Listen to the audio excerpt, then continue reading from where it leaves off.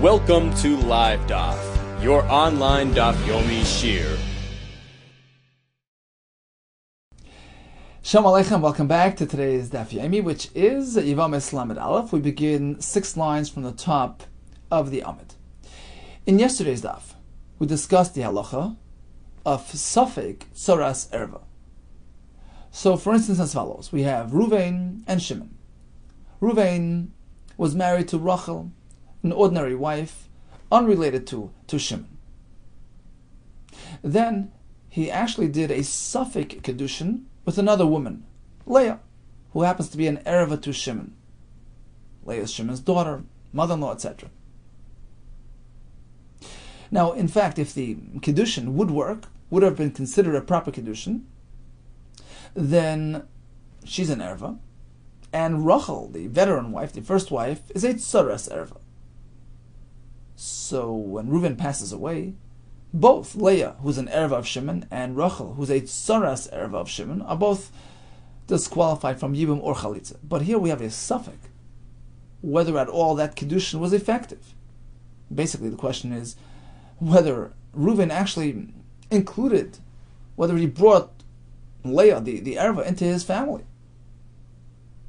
So was Rachel effective or not? We're not sure. In this case, as the Mishnah, we take a middle route. Upon Reuven's passing, Leah gets Chalitza but no Yibam. However, we don't find the same halacha when it comes to tossing a get to the Erva. So Reuven was married to Rachel, a non-Erva, and also we know he was married to Leah, who was an Erva of Shimon. That's for sure, he was married to her. But then he tossed a get in her direction. We're not sure whether she received it or not. It would seem from the Mishnah that in this case, we do treat Rachel as a Tzoras Erva, and she's totally exempt from Yibum or Chalitza upon Reuven's passing.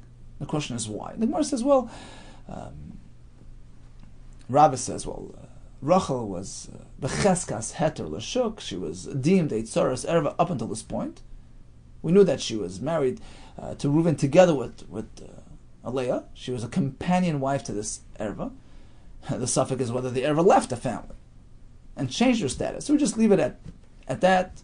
She stays put and she's pata from everything. Eis ve'Abai. Abai asked the kasha to Rabbi. The halacha says like this: Nofal habayis, olav valbas achiv.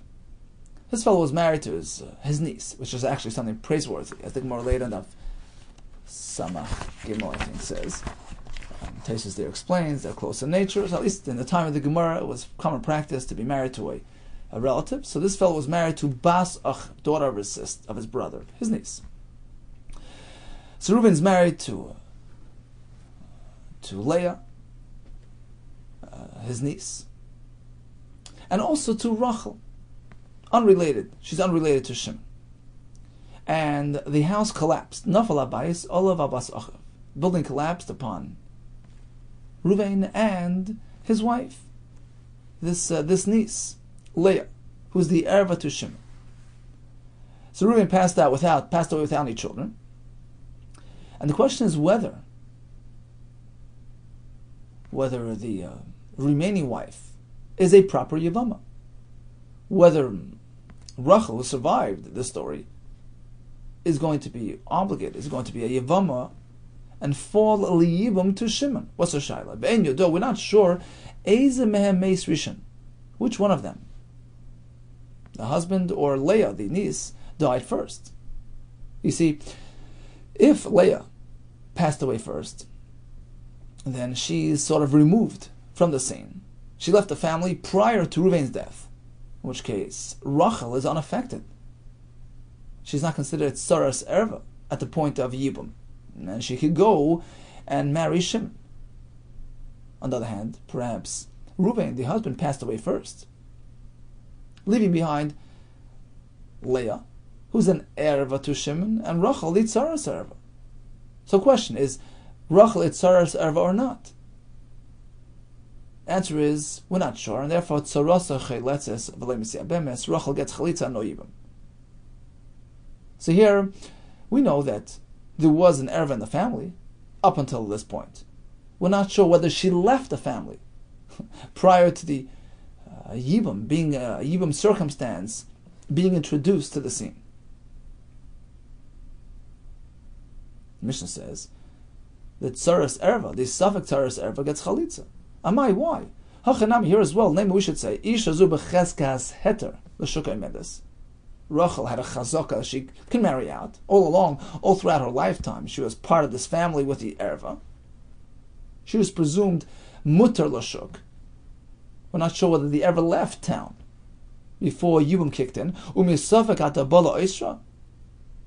And on account of this uncertainty, you are speculating, perhaps the Tzara did leave, the Erva left before the husband died. On account of this suffix, you're trying to impose an Isser on Rachel.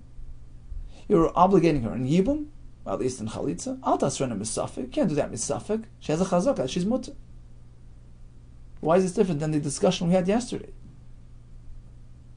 That is suffix, Tsaras Erva in this case, can marry out. Okay, so you'll tell me it's a chumrah. I'm just applying chalitza on account of that uncertainty.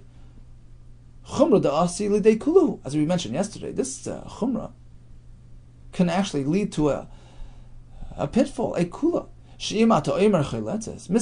Because if you say she needs chalitza, which indicates that she's not considered a tsaras erva, we assume that the erva left the scene before Yibum kicked in, well then people won't differentiate, they'll say, look, she's a regular Yevamo, let's take her to Yibum. So what's the difference between this case and the case we discussed yesterday with the Safek Gerushin? Similar case. We had an erva and a non-erva in the same family. We're not sure whether he divorced the erva, whether she left the scene prior to the Yibum situation.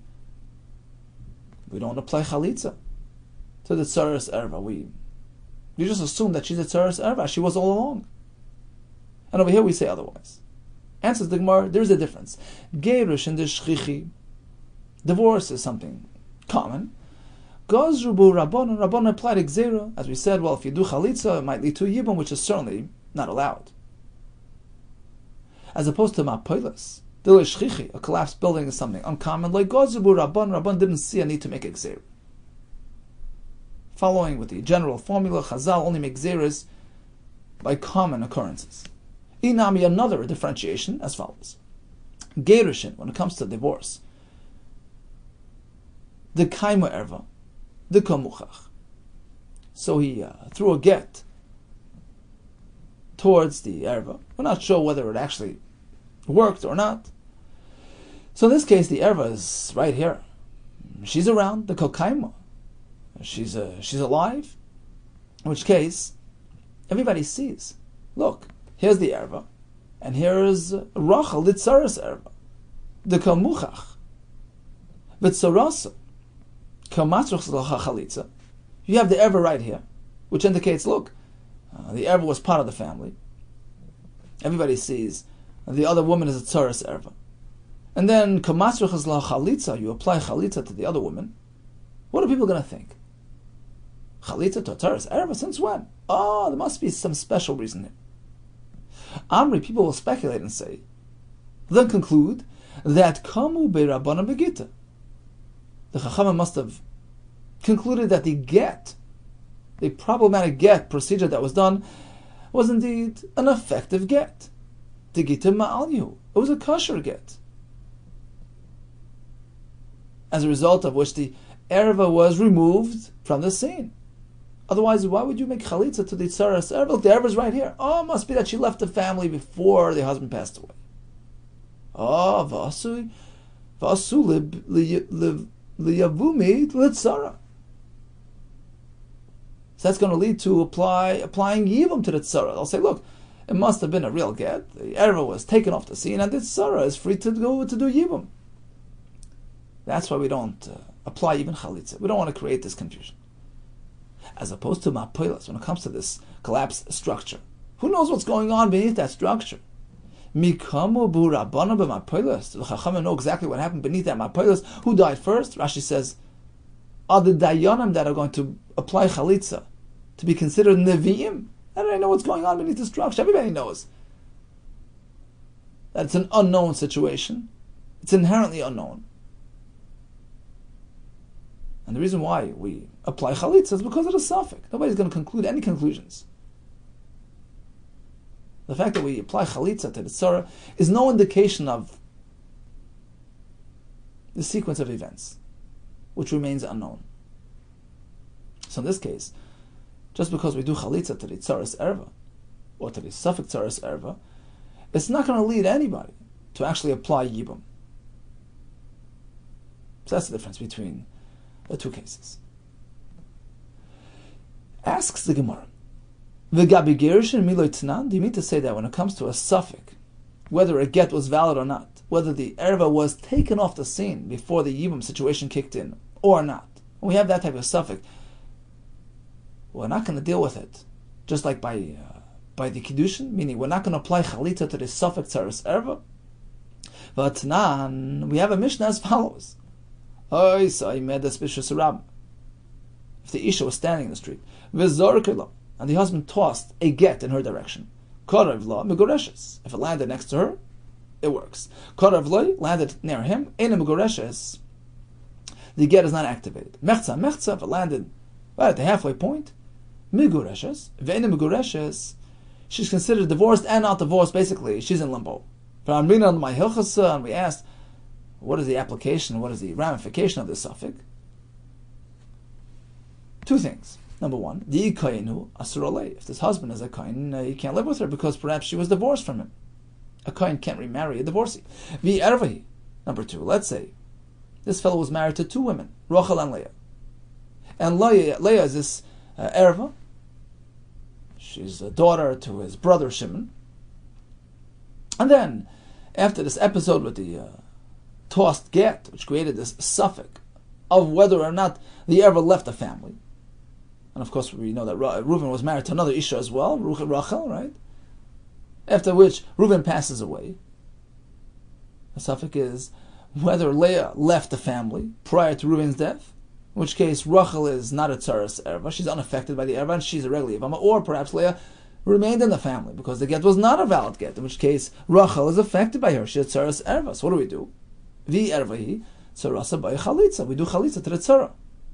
Clearly, by a suffix gerushin, we apply chalitza. But we don't concern ourselves with that. Concern shima to imer chiletzes misabemes. If you're going to apply chalitza, mandi to yibum, which of course can't be done in this case, because perhaps it's a tzaras erva. Clearly, we're not concerned about that.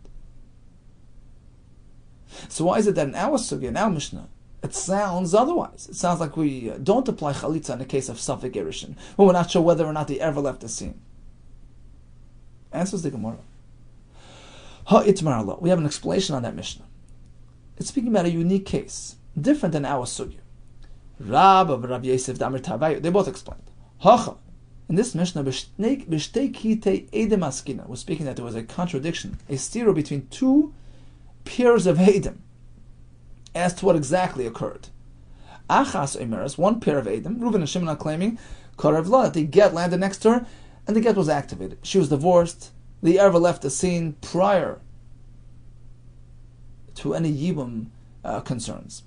Va'achas Omeres Karev La. Next pair of Edom contradict the first ones, and they say, look, we know the get landed next to the husband, and it was not a proper get. In this case, it's a true suffix. So since you have two Edom who claim that she was divorced, you can't just ignore that. You can't say, well, no, the erva was still here and the tzara is affected and she's pater. You can't do that. You can't follow the chazaka, the presumption that the tzara is mutter to marry out. We have two Edom claiming that the erva was removed, was taken off the scene.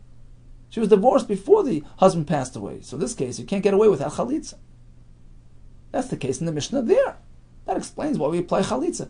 But by us, it's a different story. In our Mishnah, bekas achas, we're speaking that there were no more than two people. One kat, one pair of Edom, Reuven and Shimon. One fellow says, look, it landed here, and one fellow says it landed there. The Havale is fekad Rabbanon. Here it's different. You're not dealing with a suffix daraisa. It's not like you have a pair of Adam on each side of the spectrum. You have just one against one. It's a suffix derabanan. So, when it comes to the suffix pertaining to Kiddushin, you're not sure whether you brought the Erva into your family. You're not sure exactly what happened. You have a conflict between the two accounts of the individuals. So in this case, we say, look, the veteran wife needs chalitza. You don't know that the erva entered the family, in which case the tzuras erva is affected. You don't know whether she became part of the family, so you have to apply chalitza to the tzuras erva, because perhaps the erva never joined the family. But when it comes to the question of whether the erva left the family, so up until that point, both women were exempt. You have the erva and the tzuras erva, who were part of the same family. So in this case, just because one aid is claiming that she left the family, it's just one aid. It's not enough to change the chazaka, change the status, the heter status of this isha, of the other woman, of Rachel, the non-erva. And therefore, we just presume that she's mutter and she can marry out. We don't even apply chalitza. And the reason is, again, because if we apply chalitza, it might lead to applying yibum, which of course you can't do. Says the, how do you know that's the circumstance in our Mishnah? How do you know? How do you know that we're speaking about just one group splitting and conflicting each other? The answer is Dumid Kedushin, because if we speak about a Safek Gerushin, it must be similar to a Safek Kedushin described in our Mishnah, which is speaking about one pair of Adam conflicting each other. Ma Kedushin b'kat achas, just like Kedushin is discussing two people fighting against each other. Af Gerushin vas b'kat achas, likewise the case, the theoretical case of Safek Gerushin would presumably mirror the case of Safek Kedushin b'kat achas, and would involve only one group, one pair, two individuals offering conflicting accounts of the story. V'kedushin gufayu v'mayde b'kat achas. And how do you even know that when the Mishnah speaks about a Safek Kedushin, we are speaking about this type of case? One pair of Adam who are contradicting each other. Dilma of a base kiti Adam, perhaps we're speaking about two separate pairs of Adam contradicting each other. Answers the Gemara, you know why? Because even base kiti Adam, if the Mishnah describing the case of the Safek Kedushin would be speaking about a case of two pairs of Adam that are contradicting each other. One pair is saying, look, we know that the Kedushin was not an effective Kedushin. In that case, tis yabim, we can just allow the other woman to go for yibum, without any concerns, because we have a pair of Adam saying that the money tossed to the Isha for Kedushin never reached her. Kedushin was never activated. The Erva never joined the family, in which case the other woman remains unaffected, and she could be misyabim. Asks him, well, what do you mean? You're forgetting about the other pair of Adam on the other side of the equation. Kaimi Adam. We have two Adam standing here. Kamri who are saying, the money did land next to her. The Kedushin was activated. The Erva did join the family, and the other woman is a tzuras Erva. V'kavat amrsis yabim. You're telling me that she can go liyibum? She's a tzuras Erva. Without any concern. What do you mean to say? So how can you say the Mishnah is speaking about two pairs of Adam opposing each other? V'su, another kasha. V'shtei Adam. Even if you're right that we're speaking about two pairs of Adam, two separate groups of Adam. V'shtei Adam nami. Sveka d'Rabbanani.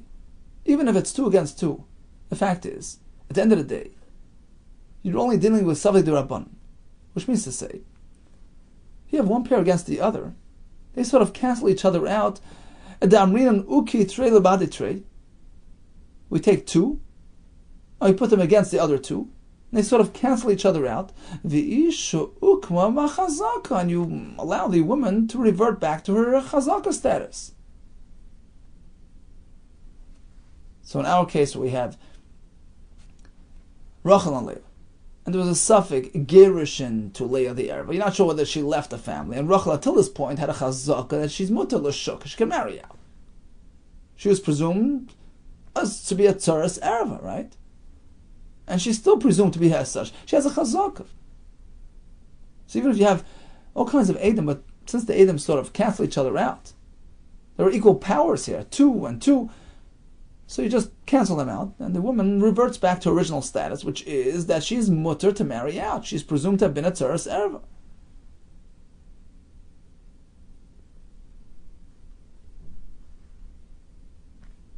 Like the story involving the property of this fellow Bar Shatya. The Bar Shatya, that was his name, Zav Nichsi sold off some properties. Also Beitre Va'amri. 2 fellows came along and claimed Kishu Chalim Zavin. He sold his properties when he was alert, when he was mentally stable. He was all there. Also Beitre. And the first group was opposed by another pair of Edom. Another 2 that came along, no, we know for a fact that he actually conducted this transaction when he wasn't really mentally stable. He wasn't fit to deal with properties, and his transactions are invalid. What do? We take 2, and we take the other 2, and we sort of cancel them out. Va'ara ukma becheskas bar shatim. And now the property is just allowed to stay in the possession of Bar Shatya. We sort of ignore all the accounts of the Edom. We can't accept anybody. So basically you see that even if you have Edom who are meant to be believed Minat Torah, the power of Edom is unparalleled, but if they're opposed by another pair of Edom, we sort of cancel them out. We don't have to reckon with them. We follow the Chazaka. Everything reverts back to the way it was. Here as well, says the Gemara, Reuben was married to Rachel, and also to Leah. Leah was the Ereva. We're not sure whether or not there was a gerushin that was executed. We have Edom saying one thing, another pair of Edom saying otherwise. You know what we do? They clash, we discount them, and the Isha, in this case it's Rachel, will just revert back to her original status, in which case she's presumed to be a tzaras erva and pater. She has a chazaka of heter. Pater from yibum and chalitza. So why is it that in the Mishnah, we quoted a Mishnah, right? Mishnah that she was standing in the street and they threw her a get. And when there was a suffix there, whether the erva left town, we apply chalitza to the tzaras erva. Why? And why is it different than our Mishnah? Well, we don't seem to do the same thing. It seems from our Mishnah, in this case, we don't do chalitza because the Isha is presumed to be exempt. She has a chazaka of heter that she can marry out. Answers the Gemara, you're right. You know what? We're no longer going to differentiate between a suffix, whether the Isha was divorced or not, whether the Erva left the family or not, or a case where there's a suffix kedushin, an uncertainty whether the Isha, the Erva, joined the family. Just as in the latter case, in the case of suffix kedushin, we apply chalitza to the other woman. We're not sure whether or not she was affected by the Erva. We apply chalitza. The same would apply by a suffix gerushin. If we know that there was an Isha together with an Erva, we're not sure whether the Erva left the family in time. We apply chalitza to the other woman. Misafik. It's a chumrah. So we cover all the possibilities and we do a chalitza. Ella Amar Abaye says, Abaye, you're right. Yagid is a pasuk in Iyov. Yagid olav reyai. His friend will just indicate on him. It's just a way of saying that, sometimes you elaborate on one side of the equation, but it's just an example that is indicative of what's meant to happen on the other side of the equation as well. Sure, the Tana discusses kedushin, and what happens by a suffix kedushin. We're not sure whether the erva was incorporated into the family, so the tzara is a suffix tzaras erva. We apply chalitza, and the same would apply to a case which is in the reverse. There was an erva here. We're not sure whether she left the family. Tanabik kedushin, v'adin legerushin. We learned the halacha regarding a suffix kedushin that we do chalitza to the suffix erva, and the same would apply in the case of gerushin. Tanabik gerushin, v'adin the kedushin, And likewise, the Mishnah discusses examples of suffix by Gerushin with the deficient documents there, a get that doesn't have a zman, a date, whatever. So, just because the Mishnah lists those examples pertaining to Gerushin and not by Kedushin, the same thing would apply to Kedushin as well. And so basically it's lav dafka, the fact that the Mishnah chose these examples by Kedushin and by Gerushin, really they're meant to be mixed and matched. Amalei Rava says, Rava Yagadal Avreya, if in fact you follow the formula of Yagadal Avreya that you can just shift one to the other, my zehu diktani. Why does the Mishnah use the word zehu? Zehu safek kedushin, right? They threw her the money, not sure whether it arrived to the isha or not. Zehu safek kedushin. Zehu. This is an example of safek kedushin, indicating that this type of suffix would only apply by kedushin. You only have this type of suffix. You don't have other types of suffix. And in the case of the deficient documents, the Mishnah also says zeu suffix gerushin. It's only this. It sounds like it's being Mishnah is being very specific and exact in the way it's presenting the cases. My zeu diktani. Why does the Mishnah use the word zeu? Elam Rava, I'll explain to you as follows. Rava theoretically agrees to Abaye that a suffix, a gerushin, such as when he threw it, not sure whether it reached the isha, and not sure whether the isha left the family or not. A chalitza would apply to the other woman as a suffix, teres erva. She agrees in principle, but with one deviation, with one difference. Elam Arava, you have some cases which the Mishnah calls suffix gerushin, which wouldn't be applicable to kedushin. Kol sheyesh bekedushin yesh begerushin. The examples, or I should say the example mentioned in the Mishnah, pertaining to kedushin, such as when he threw the money, not sure whether it reached the isha, that would apply to gerushin as well. So now the Gemara is turning over the whole sugya. Yes, by gerushin the same halach would apply. If he threw a get, not sure whether it arrived to the isha or not sure whether they ever left the family or not, the other woman, the companion wife, would need a suffix chalitza. A chalitza misafik. Kol sheyesh bekedushin yesh begerushin. Whatever described by kedushin applies to gerushin as well. V'yesh begerushin, however, you have examples attributed to divorce, masha'ein bekedushin, which are not applicable to kedushin. Why? We'll see in a minute. V'zeu de gerushin lav dafka. And although the Mishnah says the word zehu by gerushin, it's not accurate, because really the case attributed to kedushin, such as the case where he threw the money, he's not sure whether it arrived, that would be applicable to gerushin as well. Ela mishum the Tana zel bekedushin. But since the Mishnah used the word zel by kedushin, which is accurate, as we're going to see in a minute, Tana now is zel by gerushin. The Mishnah applies the word zel by gerushin. Oh, v'zel the kedushin l'mutimai. So why indeed did the Mishnah use the word zel when describing suffix of kedushin? This type of case generates a suffix by kedushin. Tossing of the money, not sure whether it arrived or not, that creates an uncertainty by kedushin, as opposed to something else. The other examples that are attributed to gerushin, that doesn't apply to kedushin. L'mutimai, what are we trying to exclude? L'mutizman, the lekha b'kedushin. One example that the Mishnah cites pertaining to a get is the get that's missing a date. It's an undated document. That is considered a deficient divorce document, as opposed to by a shtar kiddushin, that doesn't really matter. So that's why the Mishnah used the word zehu by kiddushin, because there is something that the Mishnah mentions in a gerushin context which does not apply here to kiddushin. Okay, so this is a side point. But getting back to our sugya, let's just conclude before we continue that the maskana at this point is,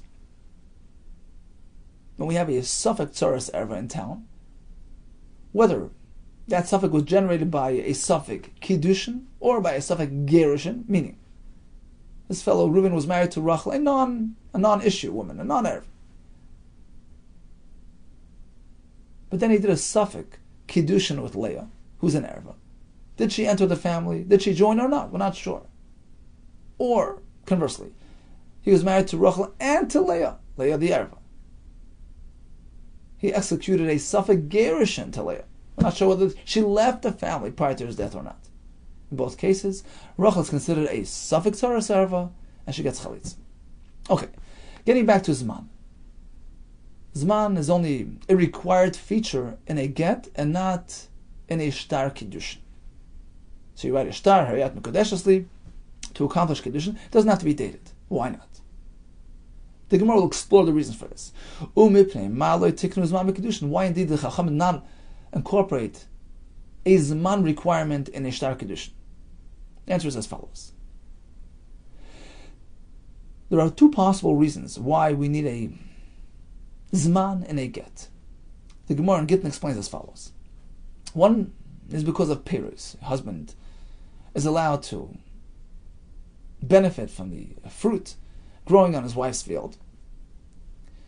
But from that point onward, from when he decides to divorce her, he's no longer privileged. He's no longer allowed to go take those Perus. So he's meant to write a Zman. He should date that get to indicate, look, going forward, I no longer have the rights to have her Perus. That's one pshat. Another pshat is, we want to protect the sanctity of the Jewish family. We want to protect against any possibility of znus.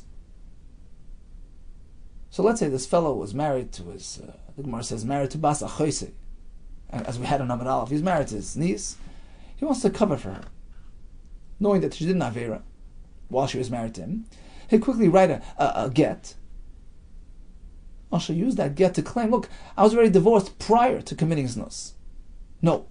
We have him date the document to avoid any such cover-up that doesn't allow him to use the get as an alibi.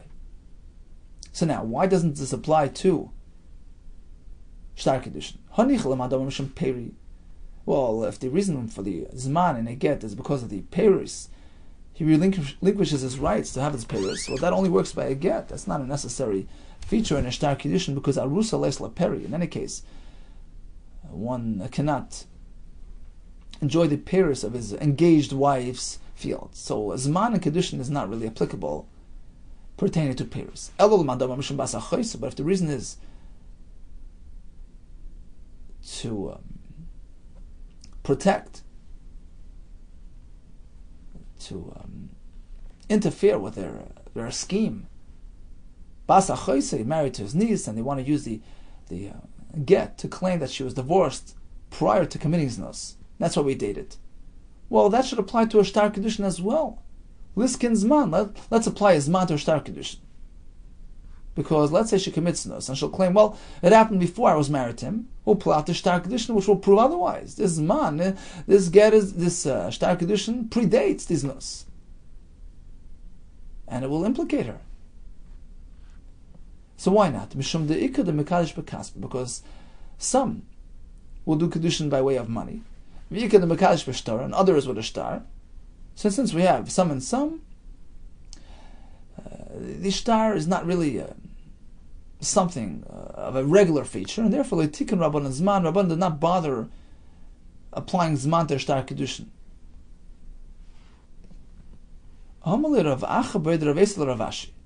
What do you mean, va'avda? The ikad dekane v'kaspa. When it comes to an eved going free, some they go free by way of redeeming themselves, paying their masters up, and going free like that. V'ikad b'shtar, and some do it by the way of a document. V'tikun rabban zman. We still see that the Chacham applied a zman to a shtar shikhr of the eved. And Tosfos explains the point is to indicate when he went free, and when he's mutter to marry a Bas Yisrael. So even though it's not a universally accepted, it's not necessarily something that everybody does. Chacham saw a need to apply zman to a shtar. Why is it in a shtar kiddushin? Answers the Gemara, Hasam ruba b'shtar. Over there, most use a shtar to set their eved free. Hacha ruba b'kaspa, as opposed to kiddushin, most implement kiddushin by way of money, and therefore we don't bother applying zman to a shtar kiddushin. In any case, it's not so applicable. It's not really going to do the job if most people are not going to be using a shtar in any case. Iba is ema. Another Torah says as follows. There's not much benefit in applying Zman to a Shtar Kedushin. You're trying to protect against Nus. It's not really an effective solution. Because what are we going to do with the Shtar? How are you going to use the Shtar to prove the sequence of events and implicate the Isha in Nus? Who's going to actually have possession of the Shtar Kedushin? Going to leave it by her? Machkale, she'll just erase it. And she'll claim, look, I was unmarried at the time of Znus. Prove me wrong. Well, leave it by him. Perhaps he'll try to cover for her. Maybe he's married to his niece. He's trying to cover on her. Trying to protect her. Once again, he'll just hide the Shtar Kedushin, and there goes the whole proof, the whole point. Okay, so we'll leave it by the Eidim who actually signed the Shtar and leave it in their care. That's problematic. You know why? Either Zachiri, because if they remember the story, they remember when it happened, let them come without a Shtar and just testify. There's no point in leaving the Shtar by them. Let them just come. We believe them without a Shtar. And now, if perhaps they forgot, their memory failed them and they forgot what happened, then there's a real concern that they might actually come testify based on the information they see in the Shtar, and that's problematic. Zimnin, the Chazum Iksava, perhaps they'll actually use the Ksav as a source for their information, V'asum ishadi, and use that to come testify, and that's a problem. Rahman Amar, the Pasuk says they can't do that. Eidim have to testify. They have to express the account. They can't actually come and use the document as a source, as a reference. So there's no point in having a Zman in a Shtar Kedushin. She's going to hold on to it, or him, it's never going to show up in Bezdin. If the Eidim are going to hold on to it, well, if they remember when the Kedushin happened, they were there, then they should come without a Shtar. If they don't remember, that's problematic. They shouldn't be coming in any case, because they can't use the Shtar as a source. So that's why we skipped the Zman by the Shtar Kedushin. If that's the case, Begerushin nami neimahachi. When it comes to Gerushin, why do we have Zman in Gerushin? Just in case the Isha was Mizana while she was still married, we write a Zman in the get, which will disprove the Isha. Look, the Gerushin took place after your Znus. Right? That's the point. Well, guess what? It's not going to be too effective there either, because who's holding on to the Shtar? Who has the get? Let's say the Isha. She'll just hide it. Prove me wrong. I claimed that I was divorced before the Znus, and I was no longer married. Or let's say he holds on to it. The same thing. He'll just cover for her. Says the Gemara, a big difference. Hasam lat solo de dakasi over there, without the get, this Isha is presumed to be an Eshes Ish until proven otherwise. We know she was married all along. You have to show that she was divorced prior to this Nus. So you better bring along that Shtar. You better prove by bringing that get to Bezdin that she was divorced before this Nus. If you hide it, if you conceal it, you're in trouble. But when it comes to Kedushin, she was a Pnuya. She was unmarried before the Kedushin. Bringing the Shtar is actually to her detriment.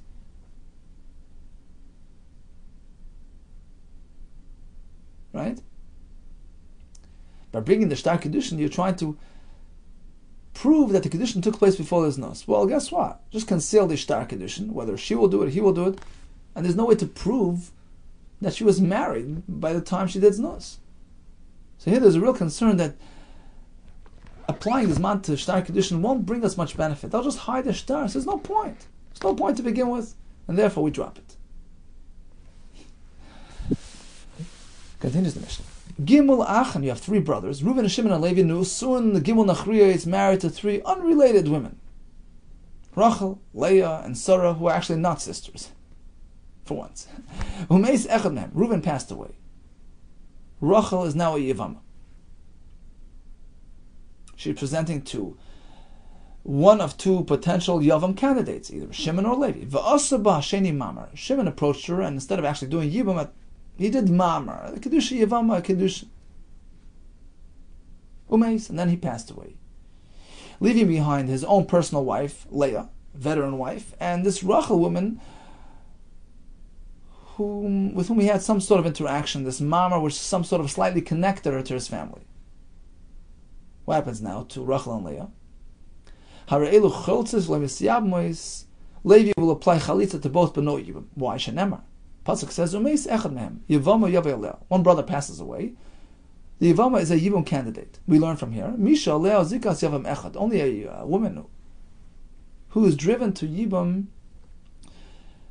as a result of the Misa of one brother. There's one reason for Yibam.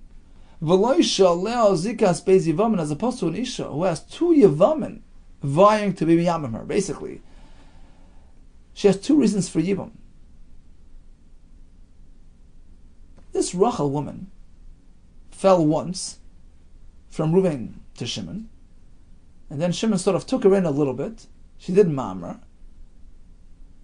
She sort of placed one foot into his family. Now when Shimon passes away, there are two reasons for Yibam, so to speak. One on account of her being Reuven's wife, and one on account of her being Shimon's so-called wife. That's a problem. So that's why only Chalitza applies and not Yibam. Reb Shimon Omer, no concern. Levi is free to do Yibam to either one, Rachel or Leah, and do Chalitza to the second one. Asks the Gemara, I don't understand. According to Tanakama, if this woman is bound to Yibam on account of two men, Reuven and Shimon, Chalitza namely to boy. If this halacha is based on a pasuk, as we just mentioned in the Mishnah, she's totally exempt. Not only is she disqualified from Yibam, but from Chalitza as well. Why does the Mishnah apply Chalitza? Ella says the Gemara, you're right, it's not min ha-Torah, it's only midrabanan. And the pasuk brought in the Mishnah just a sort of an asmachta support. And the reason why we don't allow Yibam is as follows. Technically, Rachel is totally roi for Yibam. Rather, there's a gzera. Ugzera shema yoimru beis Yevamos habois and beis echad misyabmois. We're concerned that if we allow Yibam in this case, people might misconstrue or misapply this halacha. And they'll think, look, here we have a case where Shimon passed away, leaving behind two Yevamis. They'll think that just as Shimon was married to Leah, his primary veteran wife, he was also married to Rachel. He took her into the family through the mamre. People will think, it will appear to the onlooker that Shimon was married to two wives. And upon his passing, look, we're doing Yibam to both of them. That's a big mistake, because whenever a fellow passes away leaving behind two wives, you only do Yibam to one. You want to address the household, the family. You do Yibam on one and you exempt the other. So this case of Shimon passing away, leaving behind Rachel and Leah, is strikingly similar to a case where a fellow passed away, leaving behind really two of his own wives. And therefore, if we allow Yibam in this case by us, it's going to lead to confusion. So we apply only Chalitza. Asks the Gemara. He's telling me that technically speaking, Rachel and Leah both require Yibam, right? Because Rachel is really coming only from Reuven. That's her real husband. The Mamre doesn't really connect her to Shimon. She relates and identifies back to Reuven. And when Shimon passes away, his wife Leah relates to him. So you have Rachel coming from Reuven, Leah coming from Shimon. Each one is really a totally different context, a different family, a different Yibam. So why don't you do as follows? V'niyavim l'chada, do Yibam to one of them. V'nechlis l'chada, at least do Chalitza to the other one. Don't do Chalitza to both, do Chalitza to one and Yibam to the other. Because even on account of your concern, this is okay. What are you worried about? A case where two women are coming from the same family? In which case you can't do Yibam twice? Okay. But in this case we're doing Yibam to one and Chalitza to the other. At worst case, somebody will do Chalitza in the case of two women from the same family. That's not so bad. You didn't do an Isser by doing Chalitza. So why can't you do the same thing here? Gzeir, there's a concern, Shamir Yamra. Perhaps people will say, Bayis Echad, you have sort of one household. Miktsasei Banu, part of it is being sort of re-established through Yibam. You're doing Yibam to one element of the family, to one Isha, Miktsasei Chalatz, and Chalitza to the other part of the family. And they'll say, well, two Yivam is coming from the same family. One gets Yibam, one gets Chalitza. V'yamru, let people say that, who cares? Depends how they'll do it. If they do it this way, Yibum to one, then chalitza to the other. That's okay. No harm was done. But either miyabim vadar chalitz, right? If you do yibum to the first and chalitza to the second one, achanami, that wouldn't be a concern, because even though you already did yibum to the first and you sort of addressed the family, doing chalitza to the other one isn't an isser. Chalitza is not an isser. Rather, ella, gzeira, perhaps you'll reverse it. Dilma chalitz bereisha. You'll have two women coming from the same family. You'll start with chalitza to the first one, and then follow with a yibum to the second one. That's a problem, because once you did chalitza to the first yivama, you sort of dissolve the zika from the family. Bekomle, and now you apply the pasuk ba'asher lo yivna. Asher lo yivna applies to him. He refused to rebuild, to reinstate the family. Basically, it means he did chalitza to the first one. Rachmanam, the pasuk says it's too late. Kiva shalei bana shuv lo yivna. Once you fail to rebuild the family, to reinstate the family, basically once you did chalitza, it's too late. You can't do yivim to the second one. So concerned about that happening. That's what we say in this case as well. Rachel came from Reuben, but she was sort of incorporated slightly into Shimon's family, and then Shimon passed away. It looks like Rachel and Leah coming from the same family. Don't do yivim to one and chalitza to the other, because perhaps it might lead to a case where you actually have two women coming from the same family, and you'll do chalitza to the first, in which case you dissolve the zika, and then you'll go even to the second one. That's a problem. Amarava. However, nosan get l'mamor. Let's say Shimon applied a get to address his mamar, to remove his mamar, which he had done to Rachel. He sort of wanted to cancel the effect of his mamar. Hutritzarasa. So the companion wife, Leah, is okay. She's free for yibum. Why? Because although Shimon did mamar to Rachel, but he took it away, he canceled it. In which case, when Shimon then passes away, Shimon's own personal wife, his primary wife, Leah, is unaffected by Rachel. Rachel left the family. She was not part of Shimon's family because of that get that undid the mamar effect. Aval hi asura, but Levi cannot be meyabim. Rachel herself. You know why? The michlef of balas get. We might confuse her with an isha who got a get. Allah is that a yevama who receives a get from her yavam is now disqualified from yibum. So the Rabbanan, it appears like sort of a chalitza that was done. So therefore, we don't allow yibum in this case. Therefore, says Rava,